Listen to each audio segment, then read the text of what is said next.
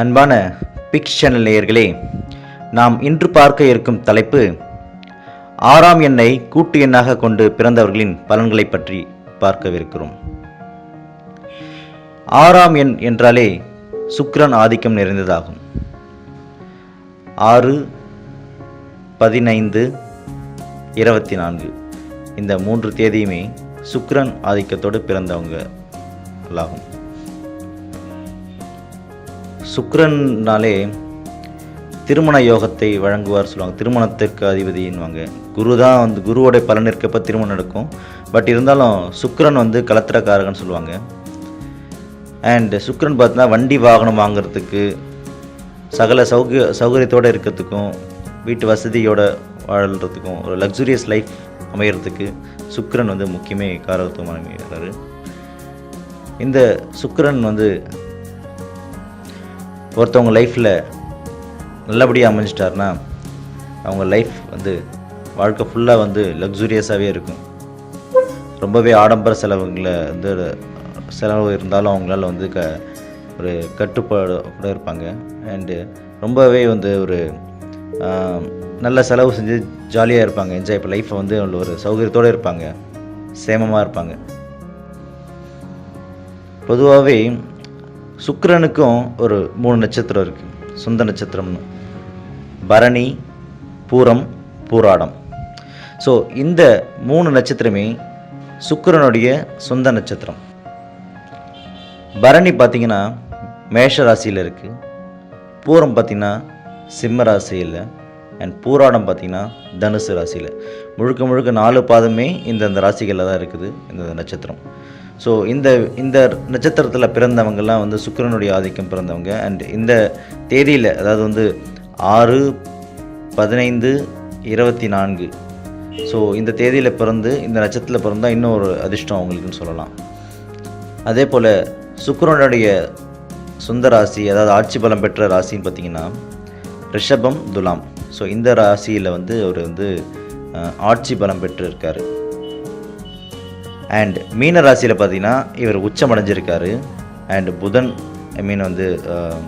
புதனுடைய வீடான கன்னி ராசியில் இவர் நீச்சம் அடைகிறார்.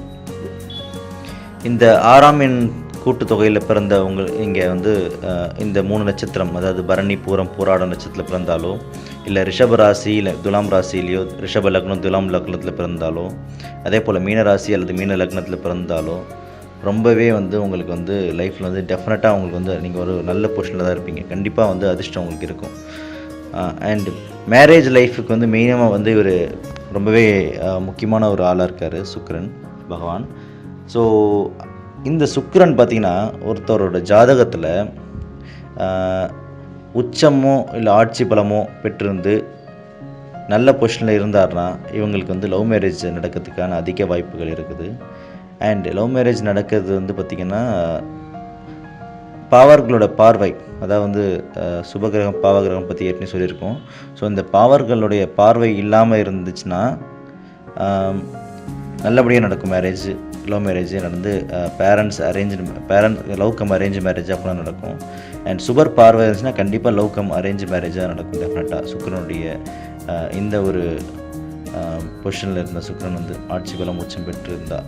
அதே போல் அது மட்டும் இல்லாமல் 7 மற்றும் 8ஆம் வீடோடைய அதிபதி எந்த நிலைமையில் இருக்காருன்றதையும் நம்ம ஆராய வேண்டும். உங்கள் சுய ஜாதகத்தில் பார்த்தா 7, 8. ஸோ இந்த வீட்டையும் நீங்கள் ஆராய்ஞ்சு பார்த்தீங்கன்னா ரொம்பவே நம்ம கரெக்டாக ப்ரிடிக்ட் பண்ணிடலாம் இது லவ் மேரேஜா அரேஞ்ச் மேரேஜா எப்படின்னு. அண்ட் ஸோ எதுக்கு சொல்ல வரேன்னா, சுக்கிரன் இந்த லவ் மேரேஜுக்கான ரொம்பவே சப்போர்ட் பண்ணுற ஒரு சுக்கிரன் தான். ஸோ அவர் ஒருத்தவங்க ஜாதகத்தில் சுக்கிரன் நல்ல பொசிஷன் இருந்தாங்கன்னா அவங்களுக்கு லவ் மேரேஜ்ன்றது நம்ம நிச்சயமாக சொல்லலாம். ஸோ மேரேஜ் விஷயத்தில் சுக்கிரன் நம்ம அதிக இம்பார்ட்டன்ஸ் கொடுப்பாங்க ஜாதகத்தில். பொதுவாக லக்னம் சந்திரனுக்கு 7ஆம் இடம் 8ஆம் இடம் ஆராய்வாங்க எப்பவுமே மேரேஜ் பார்க்குறப்ப. அதே போல் லக்னம் சந்திரன் மட்டும் இல்லாமல் சுக்கிரன்லேருந்து 7, 8ஐயும் ஆராய்வாங்க.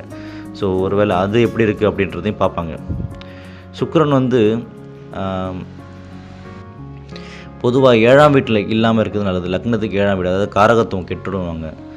அதாவது சுக்கிரன் கலத்திரக்காரகன்னு சொல்லுவாங்க. ஸோ கலத்திரஸ்தானமான 7ஆம் வீட்டில் இருக்கக்கூடாதுன்னுவாங்க. அதே போல் புத்திரக்காரகனான குரு வந்து 5ல் இருக்கக்கூடாதுன்னுவாங்க. புத்திரம் கெட்டுருன்னுவாங்க. ஸோ அதையும் பார்க்கணும். அண்டு அது பாவகிரகங்களோ சேர்க்கையோ இல்லை பார்வையோ இல்லாமல் இருக்கா அதையும் செக் பண்ணி பார்த்துக்கணும் நம்ம ஜாதகத்தில். ஸோ இந்த வகையில் பார்த்திங்கன்னா நம்ம சுக்கிரன் வந்து பார்த்திங்கன்னா கலத்திர விஷயத்தில் ரொம்பவே ஒரு முக்கிய பங்கு வகிக்கிறாருன்றதுல மறுப்பு எதுவும் இல்லை. அண்ட் ஸோ இதை வச்சு நீங்கள் வந்து உங்கள் ஜாதகத்தில் சுக்கிரன் எந்த பொசிஷனில் இருக்கார், நல்ல நிலையில் இருக்காத கேட்டாங்க. அதே இது வந்து நீச்சம் அடைஞ்சாலும் வந்துட்டு அவங்களுக்கு வந்து லவ் மேரேஜ் இருக்கும், நிறைய பேர் ஓடி போய் மேரேஜ் பண்ணுங்க. ஸோ அந்த மாதிரி ப்ராப்ளம்லாம் அக்கறாகுதுன்னா அதுக்கு வந்துட்டு மெயின் காரணம் வந்து சுக்கிரனுடைய பொசிஷன் ரொம்பவே முக்கியங்க. அண்ட் ராகு கேது கூட்டு பார்வை இதெல்லாம் இருக்கா இல்லைன்றது நம்ம ஆராயணும். கண்டிப்பாக நிச்சயம் ஆராய்ஞ்சால் தான் நம்ம வந்து இதை ஃபுல் பலன் சொல்ல முடியும். அதே போல் சுக்கிரன் வந்து ஒருத்தவங்களுக்கு நல்ல பொசிஷனில் அமைஞ்சிச்சு, அதாவது 4ஆம் வீட்டில் வந்து உச்சமோ ஆட்சி பலமோ பெற்றுருந்துச்சுன்னு வைக்கலாங்க, அவங்களுக்கு வண்டி வாகனம் வந்து கூடிக்கிட்டே இருக்குங்க. ஸோ ஃபார் எக்ஸாம்பிள் சொல்கிறப்ப தனுசு லக்னம்னு வைங்களேன், 4ஆம் வீட்டில் உச்சம் அடைஞ்சிருக்காரு சுக்கிரன் வைங்களேன், அதில் வந்து பார்வையெல்லாம் இருக்குது. அதை பார்த்துட்டு குரு பார்வையோடு சேர்ந்து இருக்கிற குரு பார்வை நல்ல சுபகிரகங்களோட பார்வையோட கூட்டு சேர்க்கையே இருந்துச்சுன்னா அதிர்ஷ்டம் பயங்கரமாக இருக்கும். ஸோ வண்டி வாகனம் நிறைய வாங்கிட்டே இருப்பாங்க அப்படின்னு சொல்லலாம், நம்ம தாராளமாக சொல்லலாம். ஸோ இந்த மாதிரி வந்து 4ஆம் இடத்துல வந்து அவர் வந்து உச்சம் அடைஞ்சாலும் இல்லை ஆட்சி அடைஞ்சாலும் ரொம்பவே ஒரு விசேஷமான ஒரு சொல்லலாங்க. அதே போல் சுக்கிரன் வந்து அந்த சுக்கிரன் ஆதிக்கம் அடைஞ்சவங்க பார்த்திங்கன்னா எப்படி இருப்பாங்கன்னா லைஃப்பில் கண்டிப்பாக அவங்க வந்து ரொம்ப ஆடம்பரமாக இருக்கணும்னு தான் விருப்பங்க. ஆடம்பர செலவுகள் அதிகமாக பண்ணுவாங்க, ஆடம்பரமான ஒரு வாழ்க்கையை தான் அனுபவிக்கணும்னு நினைப்பாங்க. அண்ட் அவங்கள சுற்றி இருக்கிற எல்லாமே ஆடம்பரமாகவே இருக்கும். நீங்கள் நல்லாவே பார்க்கலாம், இந்த 6, 15, 24 இந்த தேதியில் பிறந்தவங்க எல்லோரும் பார்த்திங்கன்னா 99% பார்த்திங்கன்னா அவங்க வந்து ஆடம்பரமான வாழ்க்கைக்கு அவங்க அதையே குறியாக வச்சுருப்பாங்க மைண்டில். இந்த எண்ணில் பிறந்திருந்தாலும் அதே போல் பரணி, பூரம், பூராடம் இந்த நட்சத்திரத்தில் பிறந்தாலும் இல்லை ரிஷபராசி, துலாம் ராசி, இல்லை ரிஷப லக்னம், துலாம் லக்னம், இல்லை மீனராசி, மீன லக்னம், ஸோ இதை வந்து கொண்டு யாராவது வந்து பிறந்தாங்கன்னா அவங்க கண்டிப்பாக ஆடம்பர வாழ்க்கையை அனுபவித்து அவங்க ஆடம்பர வாழ்க்கைக்கு பிரியப்படுவாங்க கண்டிப்பாக அவங்க. ஸோ இதெல்லாமே சுக்கிரனுடைய அருளால் தான் இதெல்லாமே நடக்குது.